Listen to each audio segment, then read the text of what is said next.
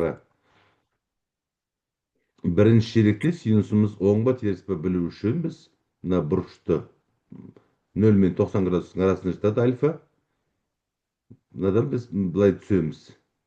Мына нүкте ол y-тің плюс жағы, мына жақ минус жағы. Значит, плюс жағына түсіп тұрмыз. Синусымыз бірінші шеректе оң екен. Косинус альфа бірінші шеректе. Мына нүктеден косинус дегеніміз мына ұмытпаймыз. Ылғи жазамыз синус альфа тең y-ке, косинус альфа тең x-ке. Бұл заң. Былай қарай түсеміз. Мына нүкте x-тің мына жері оң, мына жағы теріс. Сонда косинусымыз да оң болады екен. Синус альфа екінші шеректе болса, екінші шерек дегеніміз ол мына жақта болады альфа. Мынандай бұрыш жасайды. Мысалы 130, 140, 150, 160 деген сияқты. Онда синус альфа ол y-ке тең болған соң біз y-ке қарай жүреміз. Мына нүкте ол плюс оң. Косинус екінші шеректе біз x-ке қарай жүреміз. Ол мына нүкте теріс па, оң ба? Тез айт. Видео түсіп жатыр. Теріс болады. Теріс болады.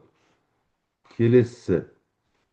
Синус альфа үшінші шеректе. Үшінші шеректе ол мына жақта болады. Мына бұрыш былай жасаған кезде. Альфа бұрышы былай жасаған кезде. Бұл жерде y-ке қарай былай жүрсек, мына теріс болады. Косинус альфа үшінші шеректе біз былай қарай жүреміз. Ол x. Мынау x, мынау y болса. Тоже теріс болады. Енді төртінші. Синус альфа төртінші шеректе. Төртінші шеректе мына жерде болады да, бұрыш былай болып келеді төртінші шерекке. Синус табу үшін біз y-ке қарай жүреміз. Ол теріс болады. Косинус альфа төртінші шеректе біз былай қарай жүреміз. X-ке қарай ол оң болады.